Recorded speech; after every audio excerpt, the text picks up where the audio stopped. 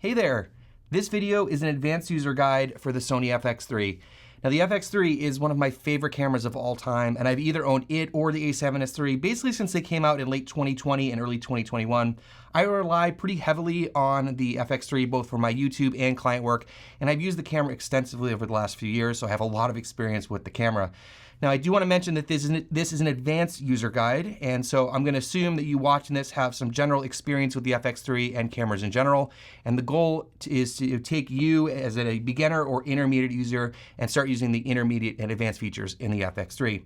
Now disclaimer here, there are a lot of ways to do all this stuff, especially when it comes to exposing and grading, but I'm just going to show you how I like to use the camera and why I like to do it that way so that I can help you start using these more advanced features in the FX3.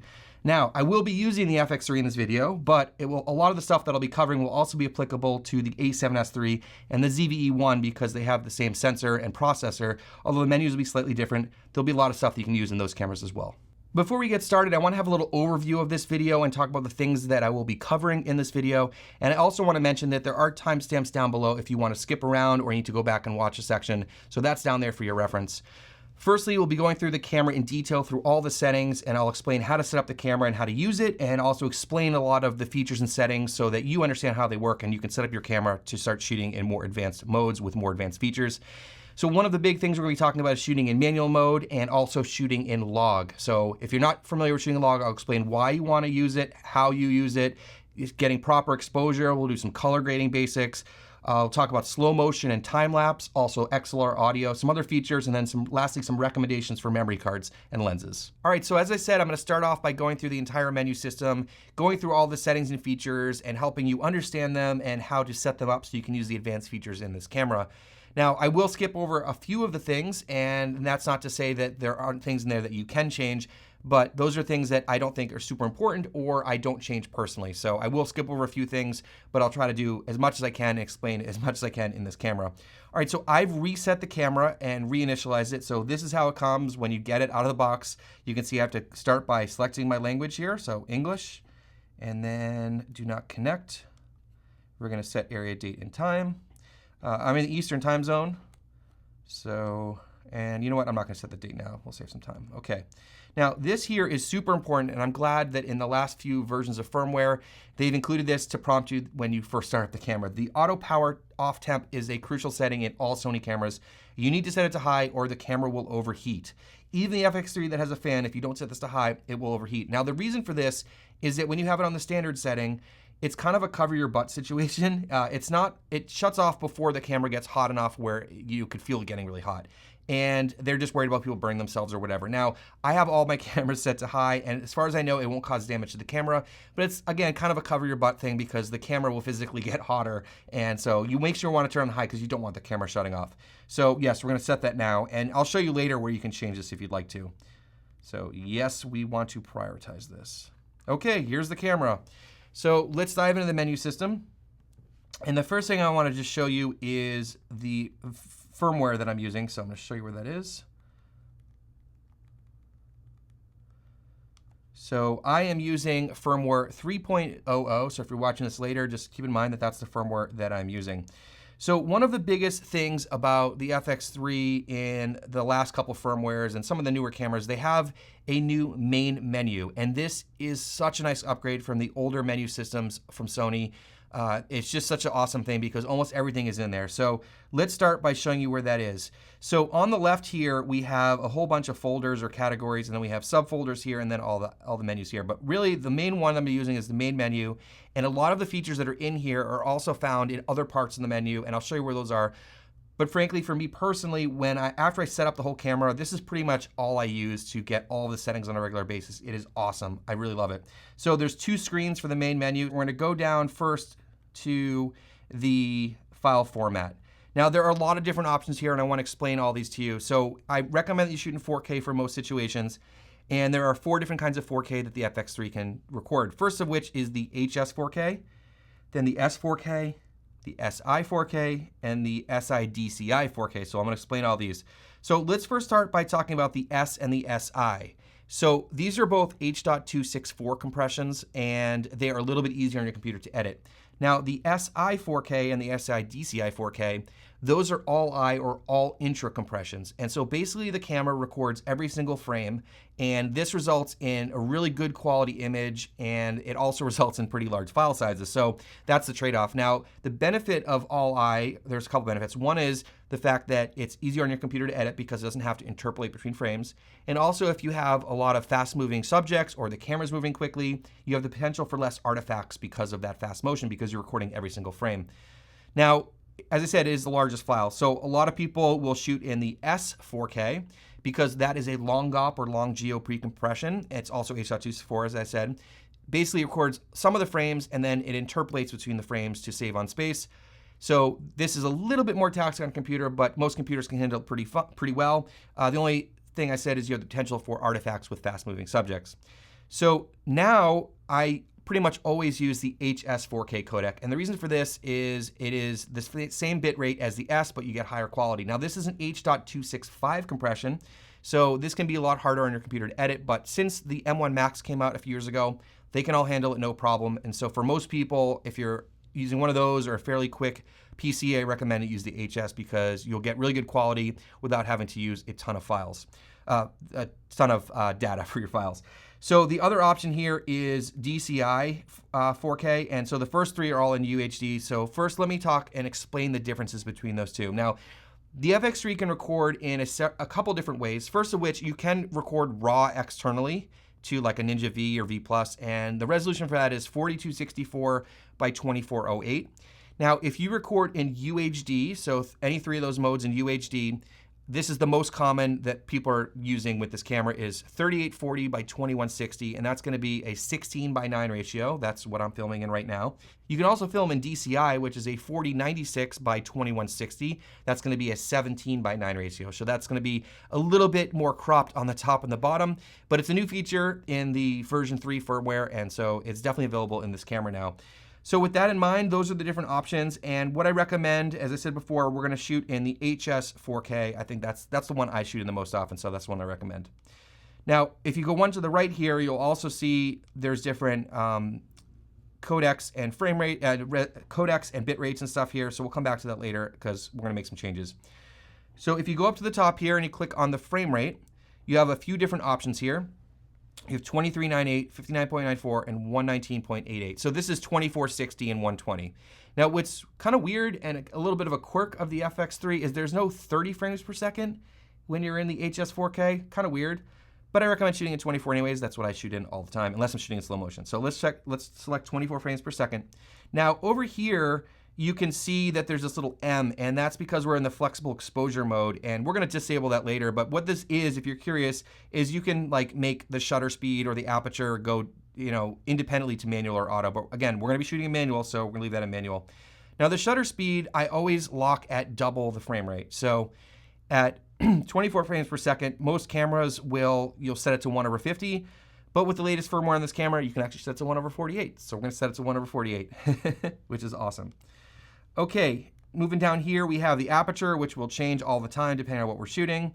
And the ISO, we will not be using ISO at all because we'll be using Cine EI, and I'll talk about that in a little bit. So white balance, I don't like auto white balance. I usually set it manually either with one of the presets or using a custom white balance, which I'll explain in this video. So for right now, I'm just gonna set it to daylight. Now, for the picture profiles, there are a bunch of different options in here. So PP11 is what it comes by default, and that's S-Cinetone. Now, S-Cinetone is a really cool picture profile because it's kind of in between like the standard picture profile and the log profiles, where it has a little bit more dynamic range than the standard picture profiles, but less than log. So it can be a good option for some people because it's a nicer image, but I usually find that it needs a little bit of grading anyway, so I usually recommend shooting in log. Again, we're trying to do advanced features in this video. So if I need to shoot in a picture profile that's not log, what I generally like to shoot in is either picture profile off, because I find it to be a pretty nice look, or picture profile 1, which is the same thing, and I just make sure I turn the detail, which is the sharpness, all the way down to -7, so you don't get all that over sharpening. So that's what I recommend. We're gonna leave it at picture profile 1. So now that we have our HS codec and our frame rate and all that stuff, I'm gonna change the bit rate here to the 10-bit 422. You always wanna shoot in 10-bit 422, and you can see we're at 100 megabits per second. So that's the one I'm gonna choose. Always check off the highest one there. and it warns you about playing HS, like I said, the H.265. So the view assist here, it's called Gamma Display Assist. This is kind of how the camera used to operate before the Cine EI and the new menu and all that stuff. So we can turn it on, but we're not even going to use it because we're going to use LUTs in this camera. I'm going to show you how to do that as well. And the Assist Auto is, it automatically picks the right Gamma view assist for whatever situation you're in. So proxy recording, I usually leave this off because all these can play fine in my computer, so I don't usually deal with proxies. Wind noise reduction, I leave that off. I want to have the camera doing as little audio processing as possible. This is where you can select your recording level. So once you hook up your microphone and your subject, you or someone else is talking to the camera, you can go through and manually set this. So usually I aim for around -12 or so you have a little bit of headroom there in case someone starts getting louder or is a loud noise, something like that. But that's where you change it manually. Onto the that was it for the first page. And so let's go down to the second page. We'll come back to the first page. The first big one here is the log shooting settings. And so if I click on this, there are a few different options. Flexible ISO is basically how the camera used to work before the version 2 firmware. So this is the same way most cameras operate. You can change the exposure with shutter speed, aperture, and ISO. So if you're not wanting to be familiar with Cine EI, but I recommend that you do because it's really not that hard to use. I'm going to show you how to do it in this video. You can use flexible ISO. So Cine EI Quick, I actually don't like because you can change the exposure index on the fly. And generally, I don't even recommend changing the exposure index off of the bases. So I don't recommend using Cine EI Quick. Let's go with Cine EI. So I know it can be a little daunting at first, but I'm gonna show you exactly how to use it. It actually makes the camera more simple in a lot of ways. So for the color gamut, we're gonna use sgamut3.cine slog3. That's the right one. Now the embed LUT file, I think a lot of people had questions about this. This doesn't embed the LUT in the file that you're recording. All this does is it records the metadata of the LUT that you're using to monitor while you're recording. So it doesn't matter to me, I don't use this feature, but what it does, like if you pull the file into Catalyst Browse, it'll say, oh, you know, whoever shot this was using this LUT when they were monitoring it. So if you're sending the footage off to someone else, they can see which LUT you were using, or if you're using multiple LUTs, you go, oh, I was using this LUT that day, and so you have a record of it on there. Most people are using the same LUT for every situation, so you can leave it on or off, it doesn't matter, we'll leave it on for now. So the APS-C Super 35 mode, the crop mode, is not available in 4K here because there's not enough resolution, so when you click on it, it doesn't let you do that. This here is where you format your cards. This has 2 card slots, and you can record either one right there. This is where you can decide if you want to record to slot 1, slot 2, or simultaneous recording. I like to use simultaneous recording whenever I'm doing client work because then I have an automatic backup if one of my cards fails, and I usually don't have time to go back and reshoot something, so I always dual record. One of the biggest features, in my opinion, about the FX3 is having dual card slots.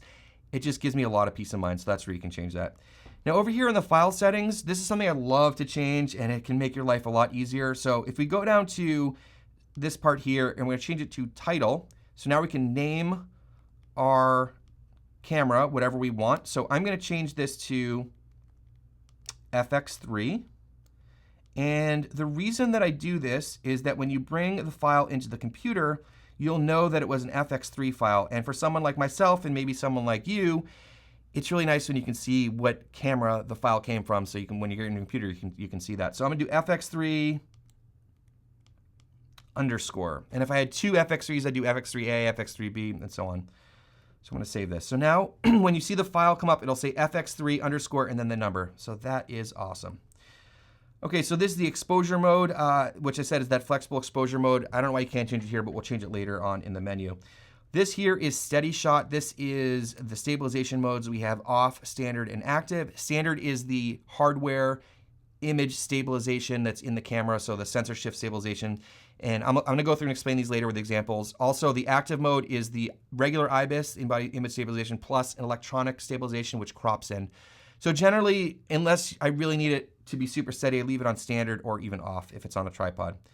Okay, so this is where you can change it from continuous to continuous autofocus to manual focus, or like if you have a switch on the side of the lens, which I often do on mine, you can use it there too, and that will override this setting so it knows that. In terms of the focus area, I generally leave it on wide because if I'm using autofocus, the autofocus in the FX3 is absolutely brilliant, and so it usually finds whatever I want. especially with people. So if you really needed to narrow it down, you can use spot or expand spot, but generally I use wide and it does really well. Okay, so onto the face eye priority and autofocus. This I leave on, and this is when I'm shooting people, it will prioritize face and eye, and if you're shooting people, make sure you have this on. And then the last thing here is going to be human or animal, and unfortunately we don't have the other subject detections like vehicles and birds and stuff like that. They're in some of the other cameras, but I usually leave it on human because I'm usually shooting people with this camera. So now if I go back up to the first page, after we've changed it into Cine EI, we have a couple different things going on here. So let me take a minute to talk about Cine EI. Cine EI is just a way that the camera is set up to get the best possible image quality in S-Log3. So basically they have it set up like it is in this camera and the FX6. So the camera will just basically give you the best possible image. So it's said, it shoots in S-Log3 and gets everything dialed in. Now, the one thing to understand about Cine EI, which is a little bit confusing at first, is that this camera has a dual base ISO system. So it has a low base ISO of 800 and a high base of 12,800.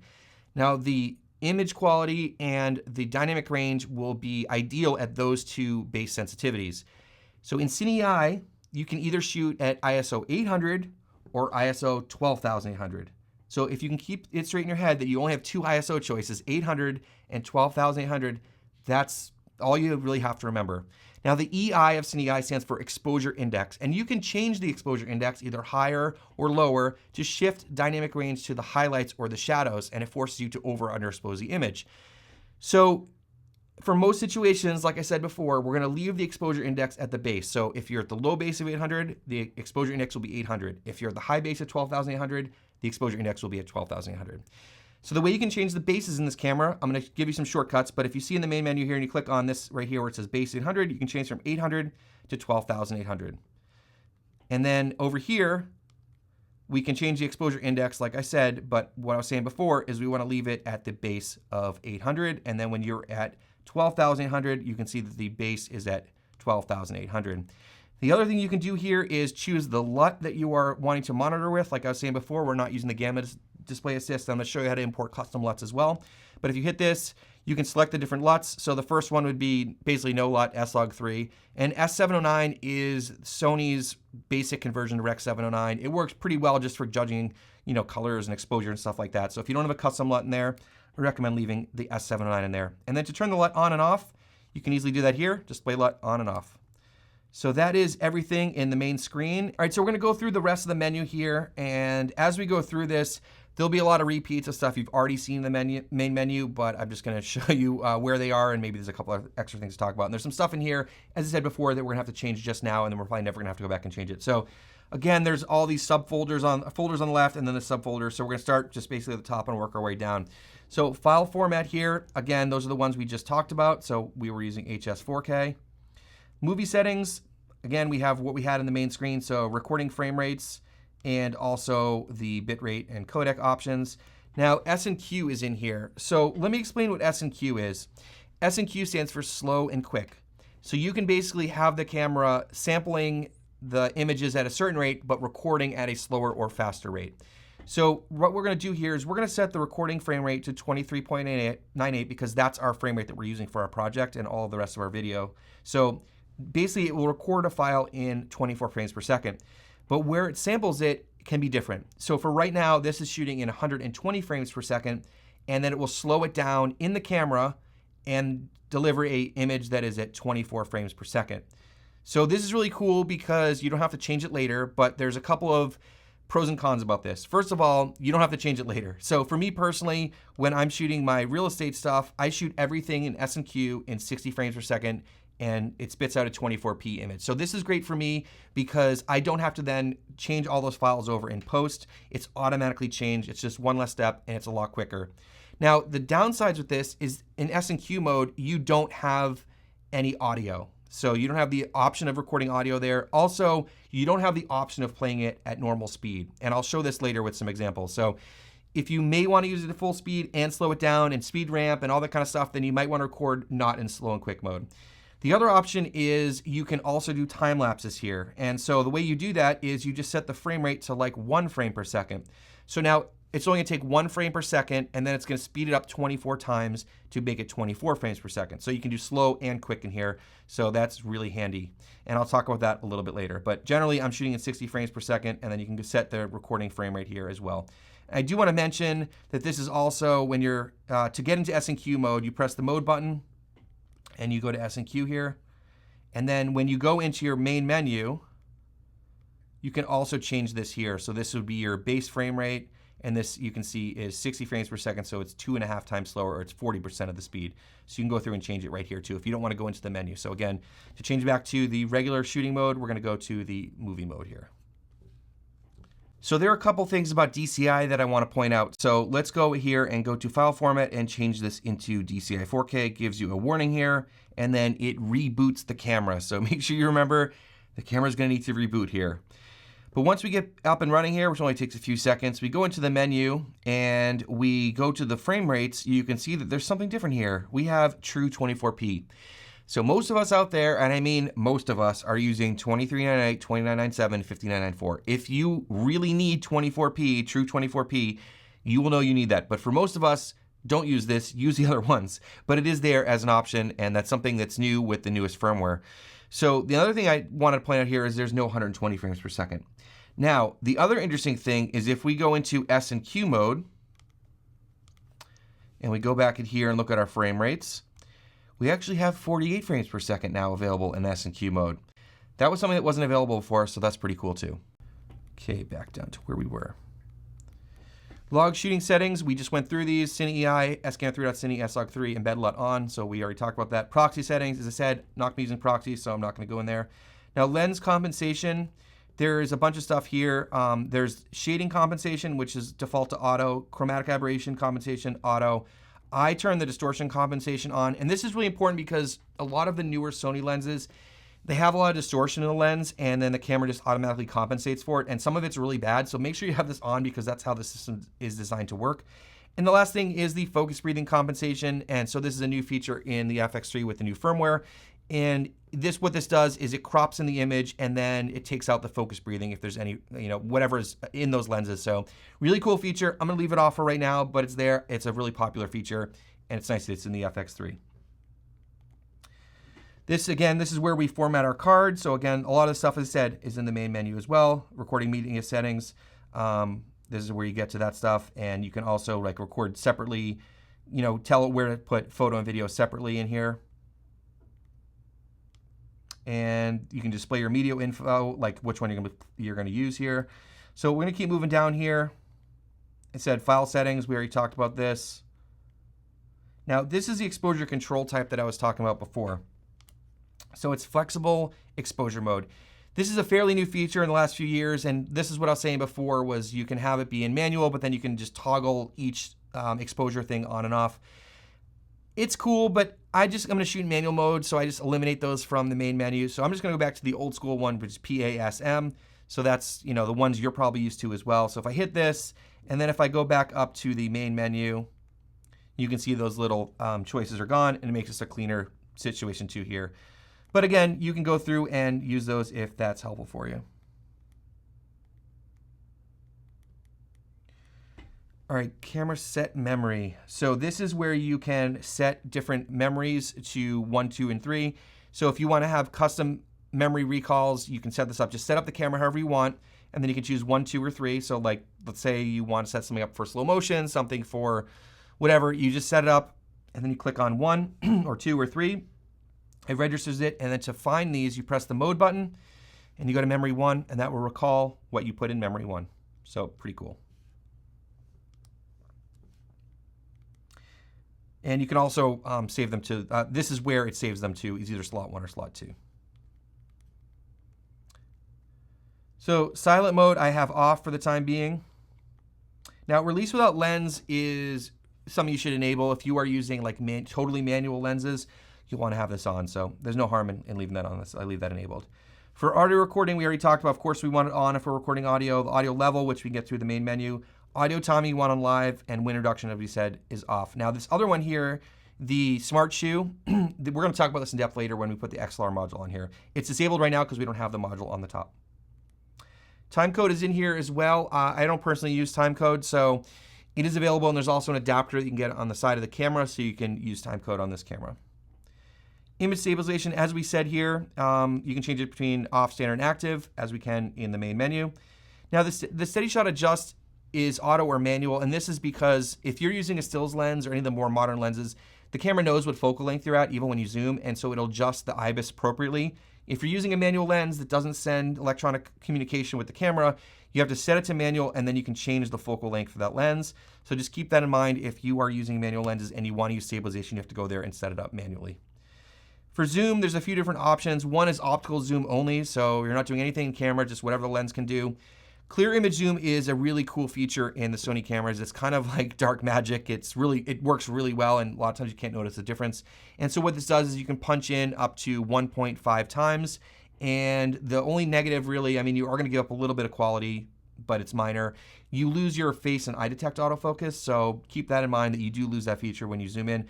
I don't like digital zoom. I don't like going past the clear image zoom. I wouldn't say to rely on clear image zoom, but it's cool in a pinch. And you can make all sorts of changes here for the speeds and all that kind of stuff. And the neat thing here for the FX3 is that it has this zoom rocker underneath the shutter button. And you can rock this forward and backwards. And you can see on the screen how much is zoomed in. So like 1.3, 1.4, 1.5. And you can also see this dashed box on here to show that the clear image zoom is on. And then when you're backed off, it's gone. So anyways, that's clear image zoom. I usually leave it on there just in case I need it, but as I said, I don't really rely on it. For grid displays, you can turn on a few different options here, and then the emphasized record display, let me show you what that is. So let me hit record, and you can see on the LCD screen here that you have this red box around the outside, and I used to think this was cool, but now I just find that it takes up too much real estate. The LCD screens are not great on the Sony cameras, and it's just more that's taken up on the screen, so it is helpful. You can really see it. It's really obvious, but the FX3's got tally lights all over it. You got a tally light on the back here. This button over here is flashing when you're recording. Also, you have this light up here, and the record button is also lit up. So a lot of ways that you can see that you're recording. So I'm actually going to turn this off because I just think it's a little bit too much. So we're going to turn that off. Bunch of stuff here in terms of marker displays that you can play with. I generally don't have this stuff on. Okay, into exposure here. So like I was saying before, we're not going to change the ISO because we're locked in with Cine EI. The ISO range isn't going to really matter so much. 409,600 is plenty high anyways. And then the ISO, as I said before, we can change between 800 and 12,800. So again, this stuff is set up from the main menu as well. Exposure compensation, we're really not going to use because we're shooting in manual mode, so we're not really going to use exposure compensation. But that's there if you are using either flexible exposure mode or in full auto. You can change that on there too. For metering mode, we're going to leave this as default as well. Now, white balance, we're going to set these manually. There is some stuff for shockless white balance and some of the auto white balance features. I don't recommend shooting in auto white balance, so we're going to leave those as is. Now, the color tone, there's a couple things that are grayed out here. The D-range optimizer and the picture profiler are grayed out because we're in Cine EI, because we're shooting in S-Log3. Again, this is where you select your LUT, and also where you manage the user LUTs. So as I said, we can use LUTs in this camera, not just the ones that are in the camera. We can also import custom LUTs. And this is a super cool feature because if you're using the same LUT all the time to grade your footage, you can actually monitor with that LUT in the camera. It'll also export it over HDMI. So if you're using an external monitor or if you're streaming and you get the exact same image that you normally get when you grade, you can just shoot an S-Log3, add your LUT in there, it spits it over HDMI, so super cool. And as I said, if you're using the same LUT all the time, you'll see exactly what it looks like while you're shooting, which is just makes your life so much easier. So let me show you how to do this in the camera. So first of all, we go to Manage User LUTs, and we can import them. Now, you have to make sure that you get your LUT and the right kind of LUT in the card in the right place. So you need to use a cube file, either a 17 or 33 point LUT. You put your card into your computer, one of your memory cards, and there's a certain folder structure. You have to get it in the right folder, otherwise it won't work. So go to Private, Sony, Pro, and LUT. That's right, it's complicated. Private, Sony, Pro, LUT. Get in that LUT folder, take the card, put it in your camera, and then you go in here and you can hit User, Slot 1, and you can select the LUT. So this is the Phantom Neutral LUT, which is a really common LUT that a lot of people like. So we're going to take this, we're going to import the LUT to User 1. You could set that to any of the users, and it takes a second. And now that is in there. So what's really cool is when you go to select LUT, which you can do here and also in the main screen, when we go to user 1, we have our phantom LUT. So it'll monitor it. It won't bake it in though. So keep that in mind. You're still just going to record S-Log3 like normal. So really cool. You can do custom LUTs. I want to show you what's going on there. So in terms of zebras, we are going to set this up. Now you can turn the zebras on and off here, but what I want to say here is that we don't need to do that because there's actually a zebra button. And this is really handy. We can just press the zebra button, it turns it on and off. But what we need to do is set the zebra level. So on the left here, we have a bunch of different values. And these are values for when the camera hits anything in the image that hits that exposure level or higher.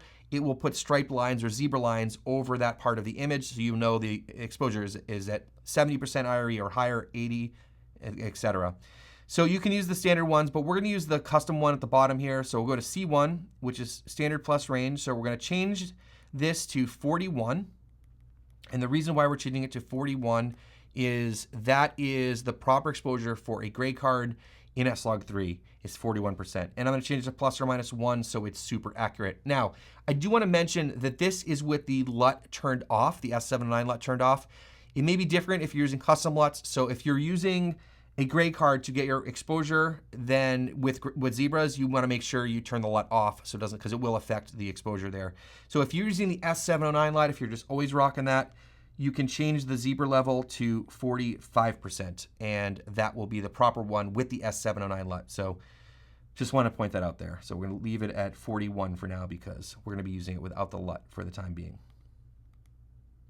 Okay, onto focus modes. So continuous autofocus, like we mentioned before. Now for transition speed and shift sensitivity, this will depend a lot on the lens you're using, what you're shooting, types of subjects, all that kind of stuff. But a general rule of thumb is I generally keep this at 3 and 3.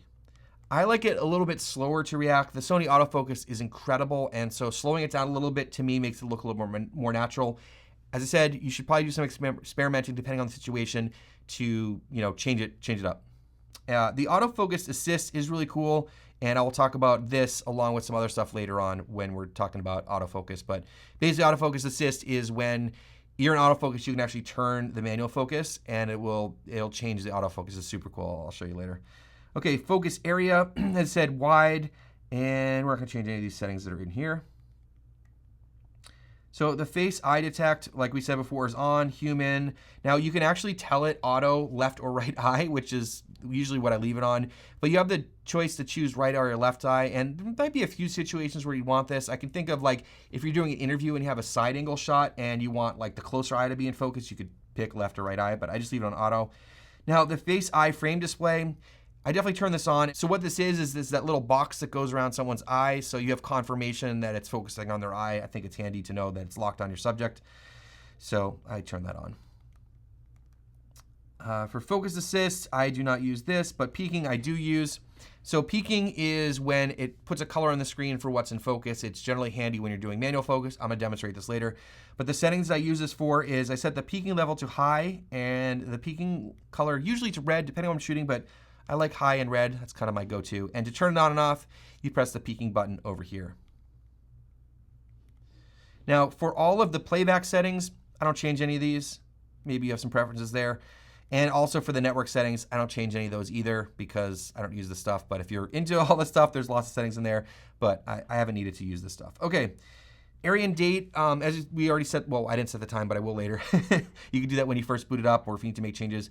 Now, the NTSC PAL selector, this is something that I get asked about a lot. And so the reason for this is depending on where you are in the world, you might want to record in different frame rates. So for me here in North America, we shoot in NTSC, so we're going to get frame rates like 24, 30, 60, and 120. If you're in Europe or other places in the world, you're going to be using PAL, which is 25, 50, and 100. So a lot of times someone goes, I can't find 30 frames per second, or I can't find 60 frames per second. This is where you have to change that. So make sure you're in the right mode for your region or for wherever you're outputting your project to, so make sure you have that selected properly. You can reset the settings here, which is what I did before I started. You can also save the settings, which is awesome. So basically, if you save them, it will save a file onto one of the memory cards, and then you can load it back onto a camera. So this is really handy for a couple different situations.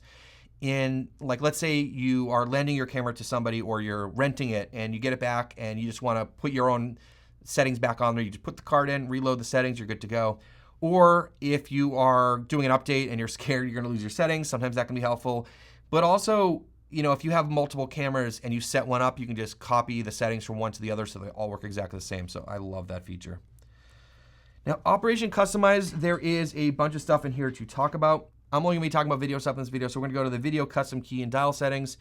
Now, on the back of the camera here, I actually don't change any of these, and there are a few other options that you can change stuff to if you need extra buttons, but I don't really need any more than what's already on here. And I love how zebra and peaking are already labeled because those are ones that I access fairly often, which I already talked to you about. Now, onto the top of the camera, I do change some of these. Number one is the first thing I change, and that button is right next to the shutter down here. And I don't even know what it's set to, but I change it to something else I need. And so what I change it to is the main menu. So let me show you that. So we go over here to the suitcase, Operation Customize, Display, Main Menu. Now the reason for this is, as I said before, that main menu has like all my settings in there that I need to change. So it's really handy when I'm holding the camera like this and I have my finger on the shutter here, I can just easily hit number one and it opens up the main menu. Awesome. Number two is white balance. I use white balance all the time. I leave that set at white balance. It's also labeled white balance, so I don't want to change it. And the ISO, as we were saying before, we're only going to be using two base ISOs, so 800 or 12,100, so we're not going to be changing the ISO. So what I do here is I change this to the base ISO switch. So what this does is it just switches the base ISOs from 800 to 12,800. So let me show you what that looks like. So if we leave the menu and I hit this button up here, you'll see it says base 12,800, 12,800, and you have the H there, which stands for high. So if I hit it again, base ISO 800, 800 EI, and L. So super simple.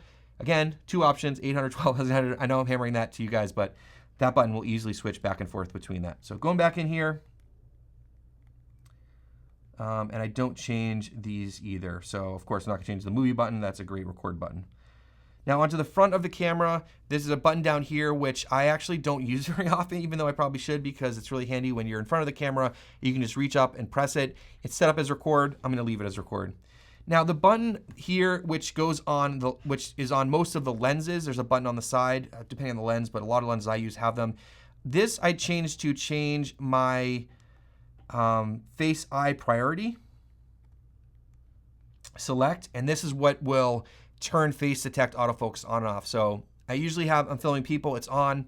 If I need to turn it off and leave autofocus on, I just hit that and it turns it on and off. So that's the one I choose for the button on the side. Now in terms of the dials, this is seriously personal preference, but I'm gonna give you some advice here that has helped me a lot and really streamline this camera and really focus on exposure. So generally when I'm setting up cameras, I have shutter speed in the front, I have aperture in the back on the top, and then I set the wheel usually to ISO. So that's most cameras that I've used the last several years. That's kind of how I set them up. That's just what I've gotten used to. Now for this, for the first button, which is usually shutter speed, or first dial, which is usually shutter speed, I'm actually gonna turn this off. So let me show you where that is. So if you go back over here to suitcase, Operation Customize, not set.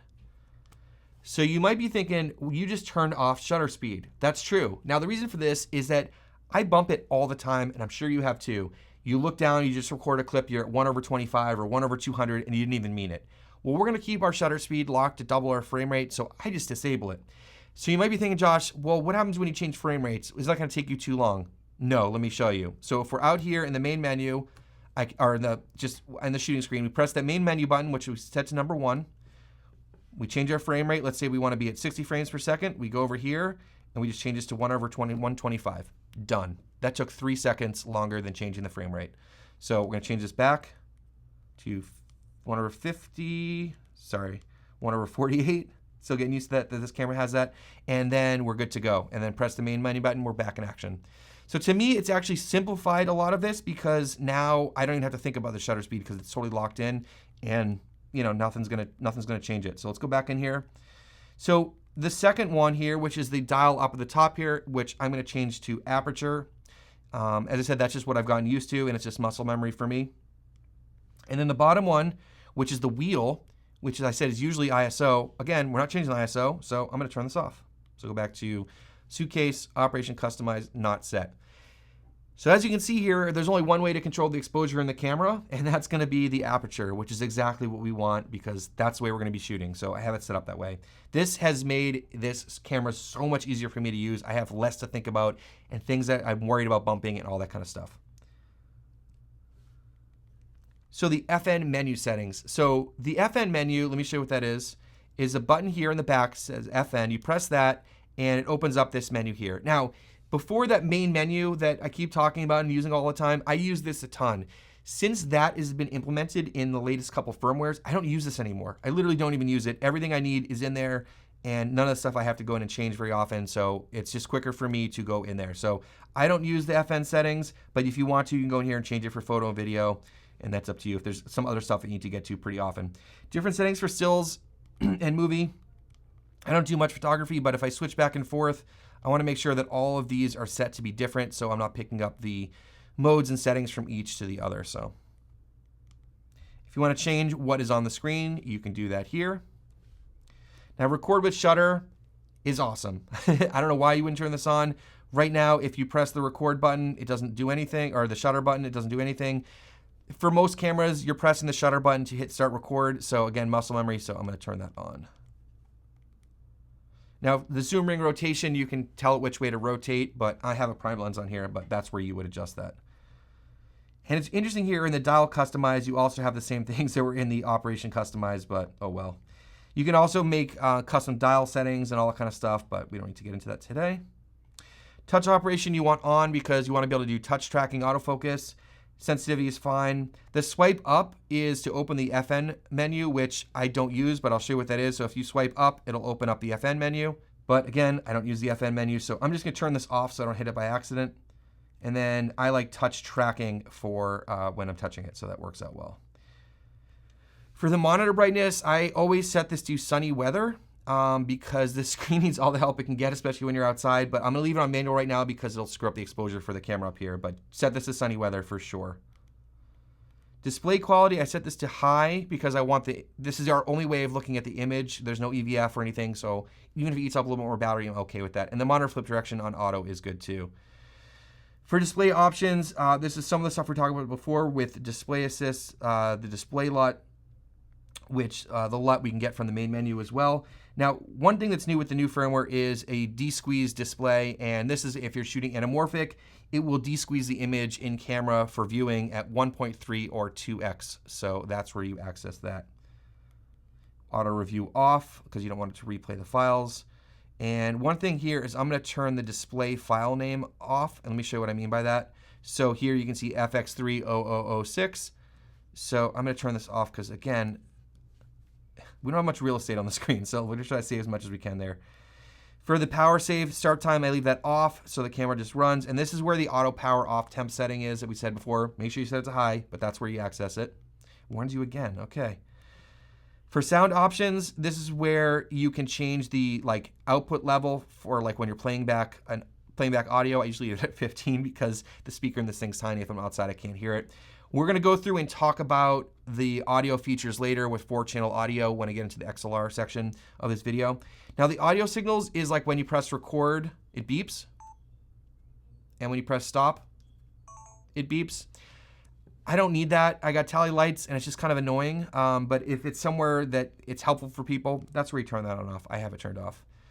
For USB connection, this will prompt you when you plug something in, but for me, I am often plugging this into my gimbal, so I just set it to PC remote. And the USB power is great because you can power this camera with USB-C power delivery, which is an awesome feature. Okay, on to external outputs here. There's some interesting stuff in here. So the HDMI resolution, I usually leave this on auto. Pretty much everything I'm doing personally, I need a 1080p signal. So if I'm monitoring just on a monitor, or if I'm live streaming, I only need it to be in 1080p, but I'll just leave it on auto. So we go to the output settings here, and this is where some of the quirkiness happens. So if you are recording while you have an HDMI out, so let's say you are monitoring something and you're recording internally, you cannot output a 4K signal. So that's a weird quirk with this camera. This was added in the version 2 firmware. There is a workaround for this, and I don't know many people who are doing this, but I guess if you're recording externally and you want to do an internal recording, or you need a 4K output and record internally, I think there's a pretty few cases. There's actually a weird workaround for this. If you go back, turn log shooting off, go into any of the picture profiles and set them to S-Log3, I believe this will work. Again, that's a really niche case and a weird workaround, but it is there. The other option here is you can do your raw output. And so this will allow you to do the raw output here, and then you can change the frame rate for your raw output and all that kind of stuff. So if you want to do raw recording, that's where you get to it. But anyways, that's how I have this stuff set up. Now the HDMI info display is something that I am constantly accessing, because what this does is when you turn it on and you have an external monitor, it will actually take everything that's on the screen, including all the settings, all the autofocus stuff, everything you see on the screen will actually get put onto the external monitor. Now that's great, but the problem is it actually turns the LCD screen off, and so you can't access touch tracking or any of that kind of stuff that you'd normally get on the screen. So when I do this, I usually leave this off, and then when I connect my external display, it'll be a clean HDMI out, but I can still see all the settings and stuff on my camera. So if I need to check the exposure, hit touch tracking, that kind of thing, I can do that on the back of the screen, but then I have a really clean external display for monitoring. But if you just need to flip the settings onto the screen so you can see them somewhere, that's where you change it, in HDMI info display. All right, into the setup option here, we have a couple things. The record lamps, these are the tally lamps, so you could switch it all on, only front on, or all off. And you might want to change this based on your talent or whatever's going on, if they're distracted by it, or maybe it's helpful for them, but I leave them on because I think they're cool.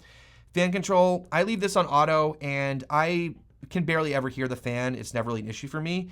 And I just let the camera cool itself. So I like to leave it on auto, but you have options there as well. And lastly, this is where you do the firmware right here. And back to the beginning here, there's one thing I want to mention is you have the main menu, and you can add items in here. So for example, the one thing that I said I use often is the HDMI info display. So when you select it and then you hit into, there's all these, you can set up all these custom menus. As I said, most of everything's in the main menu, but if I click there, it'll add it to there. So now I have that easily accessible. So if I go back out and I'm in my menu here, it's there as well. So it's a little bit easier to find. But if you have stuff you access all the time, you can set those up. So there is a lot of cool stuff in here. But as I said before, pretty much everything I need is in the main menu, and I quickly access it with that button in the front, and you should be good to go. And this system is awesome. I find it's very, very quick and very useful. So as I've been saying throughout this video, one of the main focuses is going to be to help you get to shooting in manual mode, because that's going to give you the best possible quality when you're shooting with the FX3. So as I said before, I'm not going to talk a lot about beginner stuff in this video. I'm going to assume that you know a good amount of this stuff. There are lots of other great videos out there to explain this if you need to get up to speed with this. But remember, generally when you're doing photography or video, there's three ways to control exposure. You have shutter, ISO, and aperture. We've said already that we're not going to change the shutter speed because it's locked in at double the frame rate. So whatever the frame rate is, we're going to change our shutter speed to match that. Then the ISO we're not going to change because we're going to be shooting in Cine EI. We can either shoot at 800 or 12,800. Remember, we set that button, the ISO button on the top, and when you press that, you can see we change, it'll say on the screen, base ISO 12,800. You hit it again, it says base ISO 800. You can also see here at the bottom that it changes from low to high, and it's already set at the exposure indexes. So remember, when you're at the low base of 800, the exposure index will be at 800, and when you go to the high base of 12,800, the exposure index is at 12,800. So the only way you can control the ISO or the sensitivity is going to be at 800, 12,800. So literally the only way in the camera that we're going to change the exposure is going to be using the aperture. So you can control the depth of field with that, but you also control the amount of light that gets in through the lens. So if you are inside, you can also control the exposure with lighting in a controlled lighting situation. And if you're outside and it's too bright for the given aperture that you have, we're gonna use an ND filter to bring down the exposure. I'm gonna go through all those details in this video. So in addition to shooting in manual mode, one of the big parts about shooting in these more advanced features is you should start shooting in log for most situations. Now, let me first give you some motivation and reasons to shoot in log. It will give you the best possible quality image out of the camera. It really does give you the most flexibility to get the image that you're looking for, and it also will give you the most dynamic range in the shot. So if you don't know about dynamic range is basically how much information you can save from the brightest parts of the image to the darkest parts of the image. And so when you're shooting on cameras like the FX3 and other cinema cameras, you are trying to capture as much dynamic range as possible.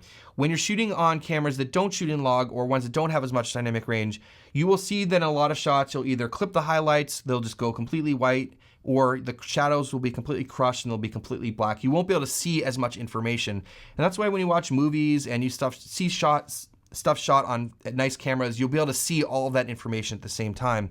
And so what we want to do is we really want to utilize that feature in this camera, and it can be daunting at first, but as I said, we'll break this down in this video so you guys will definitely understand this. Let me show you an example here to demonstrate the dynamic range and why you want to shoot in log. So for this basic shot, I was standing under a tree in the shade and the sky behind me was really bright. And so that's really hard for a camera to be able to capture all that information.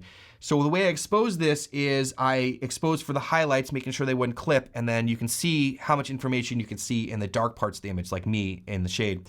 So for the first shot, I shot this with the picture profile turned off, so right out of camera without any adjustments. This is what it looks like.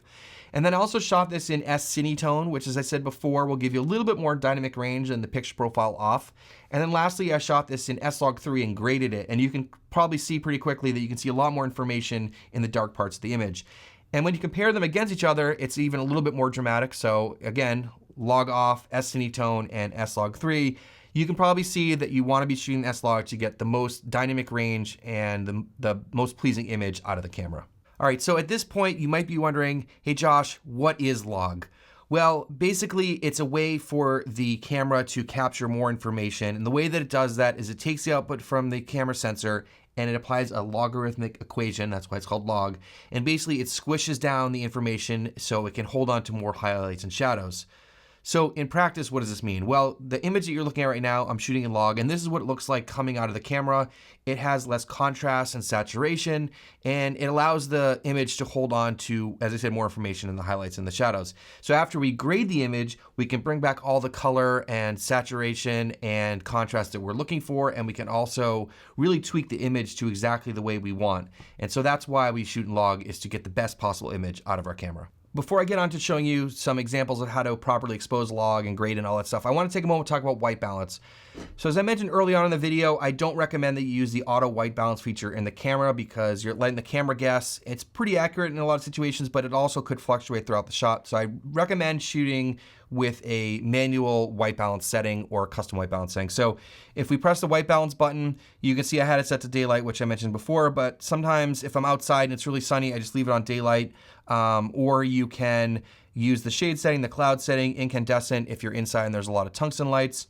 Also, you can go through and just change the Kelvin manually. So after you do this for a while, you'll have a better sense of that. And then also we will do custom white balance, which I will show you. So make sure you learn how to set your white balance properly. When you are shooting in log and you get your white balance close, you can adjust it and it's really not a big deal, but you just want to be in the right ballpark. And you don't want it shifting up and down because it'll make grading an absolute nightmare. So what you're gonna need for doing custom white balance is this tool here. This is a gray card. And everyone should have at least one of these. They're like 10 bucks, great little investment. There's a link in the description down below if you wanna pick one up. It's great, it folds up. It's gray on one side, it's white on the other. I use this all the time. You can see this is pretty dirty. I probably need to get a new one or clean it somehow. But this side is really what I use most of the time. This is what's known as middle gray. You often see it referred to as 18% gray, and that has to do with the paint reflectivity of light or whatever. You'd think middle gray would be 50%. Just ignore that. We call this middle gray, and you often see it referred to as 18%. This is also used to get our exposure, and I'm gonna show you how to do that as well. So definitely you should pick one of these up for getting proper exposure and white balance in a controlled lighting situation. So I'm gonna go through two examples with you, one of which is shooting outside in an uncontrolled lighting situation, more run and gun style. And the other one is gonna be a controlled lighting situation like I am here in the studio. And we're gonna be using different methods for both of those. And I think they will cover most situations that are out there. Of course, there'll be some improvising and there's a lot more to do with lighting and all that stuff, which is kind of beyond the scope of this video. But we'll be using two different methods of getting the exposure. So when I'm outside, I'll be using the histogram. And when I'm inside, I'll be using zebras and the gray card. We got the gray card set up here, and I just have it clamped to a tripod, which is what I usually do when I'm filming myself. I just sort of put the gray card where my head's gonna be, and then I set up the exposure and the white balance. Now, I recommend that you do the exposure first, because if you're changing the intensity of your key light or other lights, you might change the white balance in the scene. So get your exposure, and then we'll do the white balance. So let's start with the exposure. We're going to use zebras to get our proper exposure. And one thing I want to point out here is that the LUT is turned off. And the reason for that is if you have the LUT turned on, you'll have a different zebra level. Like if you use the Rec 709 LUT in the FX3, you'll have a different zebra level than if you have it off. And if you're using a custom LUT, that might change that too. So for this demo, I'm going to show you with the LUT turned off. So to set your zebra levels, we go into the menu and we go down to exposure and zebras, number 6. And the zebra display is turned off right now, but the zebra level is set at custom 1. So if we go over here, we want to set it at 41 plus or minus 1. We want it super accurate. And this is for the LUT off. If you have the Rec 709 LUT, the built-in one on, you want to set this to 45%. So we'll leave it at 41. Now to set our exposure, there's only a couple things we're going to change here. Of course, we're at 24 frames a second, so we're going to leave our shutter at 1/50. We're in Cine EI at the base of 800, so we're not going to change our ISO because we're in Cine EI. The two things that we can change here are going to be our aperture and our lighting. You can use an ND filter if you need it inside, but generally you're not going to use an ND filter inside, so we're going to change it with the aperture and the lighting. So let's pick the aperture that we want based on the desired depth of field. So let's say we want f5.6. All right, now we turn our zebras on, and one of the beautiful things about the FX3 is there's a button for it. It just says zebra, so it's left on the wheel here. We press the zebras, and you can see the zebras start to show up. And so this looks a little underexposed, so what I'm going to do here is I'm just going to raise the intensity of the key light, which I'm doing right now, and you can see that the zebras are changing. And once you get the zebra kind of in the middle of the gray card like that, that's when you'll get it properly exposed. So that is exposed, a gray card at 41% IRE and S-Log3. So we can turn the zebras off because now we are properly exposed for the subject being in that spot. So next, let's do the white balance. So for this, there's a white balance button on the top, number 2. You can just press that. And right now it's set on daylight, but we're going to use a custom white balance, which is so nice the way it works on the Sony cameras. So we just go down to this one here, custom white balance 1. We press to the right. And we're going to hit set, and then we just move the box to somewhere in the middle of the gray card, and we press the center button, and it gives us our custom white balance. And another thing that's great, it doesn't always show this on every camera brand, is it shows you what it did. It says, 5400 Kelvin with a +1 magenta shift. So there you go. Now we have a proper exposure and white balance for this controlled lighting scene.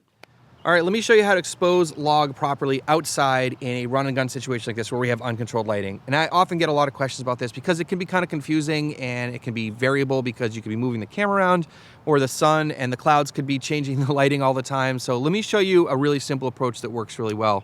So first of all, I want to point out that I do have the LUT turned off for this demo, although I usually leave the LUT turned on while I'm shooting, and I just think it'll be better for this demo. Now, I'm also shooting in 4K 24, like I always am, unless I'm shooting in slow motion.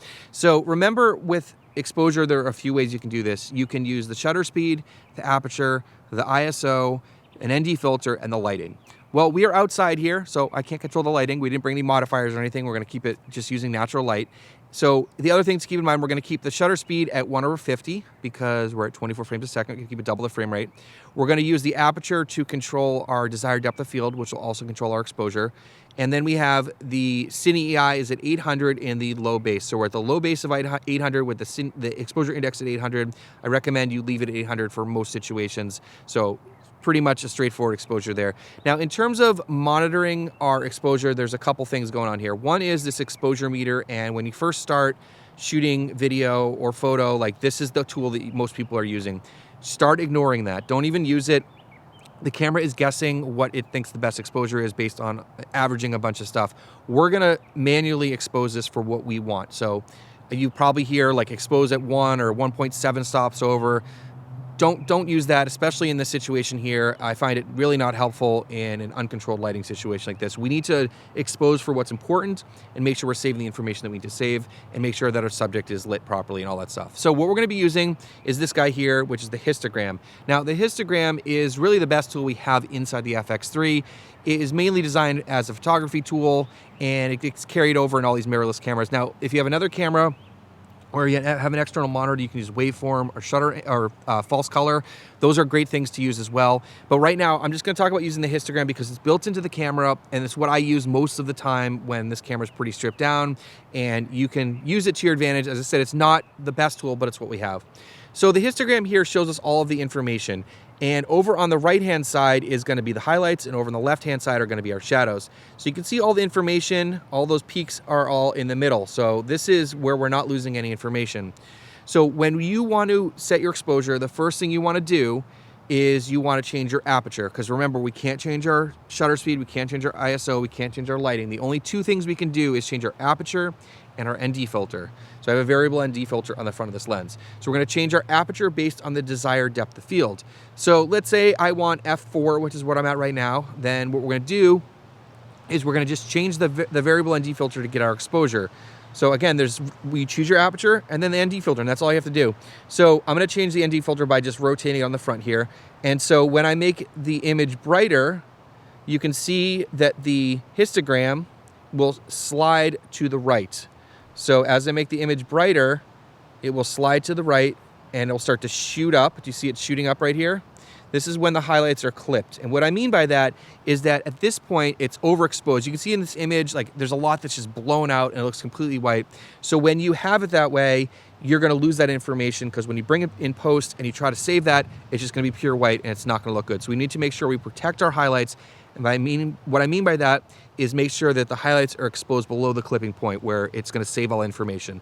So I raise the exposure with the ND filter until it starts to clip, which you can see again as it starts to shoot up right here. And then we're going to lower the exposure by giving more ND. Right to the point where, see, it's not clipping anymore. So let me open it up a little bit more. So now it's clipping. We're going to back it down, make it a little bit darker. And then I just go a little bit further to be safe. So that would be where I would expose this for this situation at f4. So the same can be true with in the shadows. So let me talk about that too. So let me make this darker. Let's say I want a really deep depth of field. I want a lot in focus. Let's be at like f9 here. And you could have this be too dark. You can see the image looks really dark, but you can also see that on the histogram, the information is bunching up on the left-hand side, which is known as crushing the shadows. And so when you do that, you start losing information in the shadows, and when you try to lift that exposure in post, you'll get a lot of noise and you won't have as much detail there. So here, I'm gonna raise the exposure and get it somewhere in the middle like we had it before. I'm not gonna need very much ND at f9 because there's gonna be a lot less light getting in. So anyways, pretty simple way to do this. Again, let me just show you going back to let's say f4. It's overexposed, so I'm gonna add some ND here to take it down to the point where it's not clipping, and then I just go a little bit further. So this is where I would expose this. Now I'm gonna hit record here, and I'm gonna take this clip in, and then we'll grade it. So I got the two clips here in Final Cut Pro, and that's because I edit in Final Cut Pro, but I'm gonna keep this really general, and I think you'll be able to follow along if you're using Resolve or Premiere or something else. So again, not a lot of advanced features I'm going to be showing you here, and I'm going to be doing basic color corrections. A lot of people distinguish between color correcting and color grading. Color grading is where you put more of an artistic flair on the image, and color correction is more like just converting it back to a normal image.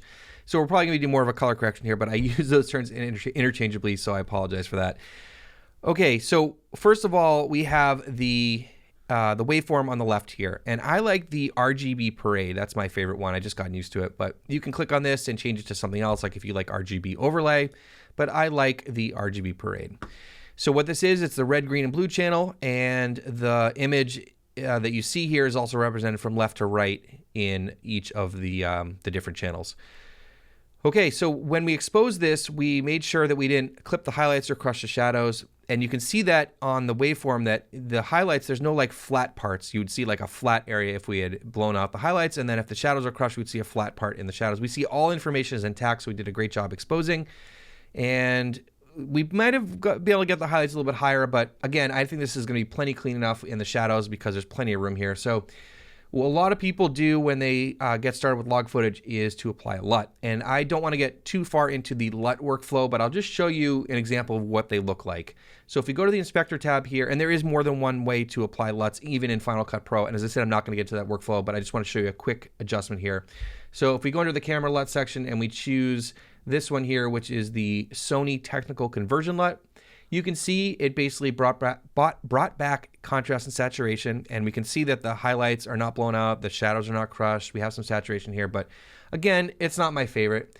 A lot of people like to use the Phantom LUT, which I will show you. This is the Phantom Neutral LUT here. So this is what that looks like. So again, I think we can get a little bit better and a little more custom for us. So I'm gonna turn this off and we're gonna go back and grade it. So we're gonna go under the color section here, and I'm gonna use the color wheels. And as I said, I don't want to get too far into this, but basically you have a section for global, which is the entire image, highlights, midtones, and shadows. And for each of those, you can change the color by moving this thing around in the middle. You can change the brightness on the right side and the saturation on the left side. So you've probably heard before when you grade log footage that you should bring the highlights up to 100 and bring the shadows down to 0. And there's some situations where you want to do that and some situations where you don't want to do that. Now in this case here, we have very bright parts of the image, like the sky, and also the road behind me is very bright. And then we have some dark parts of the image too, like parts of my sweatshirt or this area here under the trees. And so we're gonna basically do that. We're gonna try to stretch this image out as much as possible. So let's bring the highlights up to around 100. And so you can see it's getting brighter. And over here, we've kept the highlights under 100. And then I'm gonna bring the shadows down to just above 0. And so right there already we've added some contrast. We've added some more difference between the light and the dark areas. So if we turn it off, that's out of the camera. And there you go, there's some contrast. There's only a couple more things I like to do to get a basic correction. The next one is going to be moving the midtones. So I'm going to move the midtones down. And when you change something, you wind up changing everything else, so you have to go back and tweak things again. Now, you're probably thinking I look a little bit dark, and that's because I actually was a little bit dark in here. I was standing at the edge of the shade from this tree that was like behind the camera, so there's parts of me that are brighter and darker, so I probably should have chose myself in a better spot. But we're going to grade this how it is, and you have to also think about when you're exposing that the subject is properly exposed, so I guess that is a good learning experience here. Anyways, so I'm gonna add some saturation to the entire image. And as I said, you can get better at applying it in one or the other areas, but I'm just gonna add some saturation to the whole image. And this is totally to taste, to see what you're looking for. So maybe something like that. I like a more contrasty and saturated image, but that's just me personally. And then play with the midtones a little bit. And you can check, you can see here that when I added some saturation, the blue channel shot up over 100. So I'm gonna bring that back down. And the shadows maybe are a little bit low. Raise them up just a little bit. Maybe bring down the midtones a little bit. So you can see you're just tweaking the image. Maybe add a little more saturation. I don't know, something like that. And as I said, my face is dark because I was actually in the shade. Bringing the highlights down a little bit here. So again, this is out of camera and graded. Pretty straightforward. Okay, let's check out an interior example. So in the outdoor example, I brought the highlights up to 100 and the shadows down to 0 because we had a very high dynamic range situation. I do not have a very high dynamic range situation here in my studio, and really the brightest part of the image is probably going to be this lamp in the background here. And you can see that in the red channel here, that's going to be the lamp. And so that doesn't need to be at 100 because it's not going to be at 100% in terms of full-on brightness. So what I'm going to do here first is I'm going to drag the shadows down to 0 because we actually do have some black in this image. I see this the leg from the table here, and that's this bit right here. You can see that in all the channels. That is black, so we're going to put that pretty much down to 0. So what I'm going to really get my exposure for here is going to be my face because that's the subject. That's the most important thing. That's where you put the gray card to get the proper exposure. That's what we want to do. So there's more involved with lighting and all that stuff. Again, that's kind of beyond the scope of this video. But what we're going to do here is we're going to bring up the exposure to get my face properly exposed. And in Final Cut, there's this bar you can click on and drag up and down. And I like to leave it at 70. I found that sort of for Caucasians between 70 and 80 is good. This is why I say to never grade based on skin tones because everyone has different colored skin. I've obviously filmed myself a lot and graded my images. So I like mine around 70 in my studio, because I like it a little bit moodier, a little darker. So I'm gonna basically drag the highlights till I get the skin tones at just around 70. So there you go, now that's about 70. And I'm going to bring down the midtones like I did before. As I said, I like it kind of moody in my office. And then I'm going to add some saturation. Okay, so that, let me check the shadows. The highlights came down quite a bit when I brought the midtones down. So highlights up, midtones down a little bit more, highlights up again. All right, and then I'm going to check the saturation. Cool, that looks pretty natural.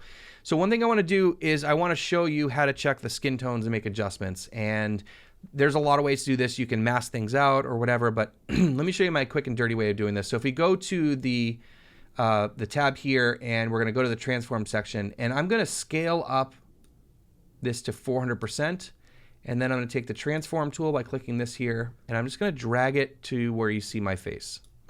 Sorry, you got to see my face like this. So what I want to do here is I want to check the skin tones, and to do that, we're going to go to the vector scope.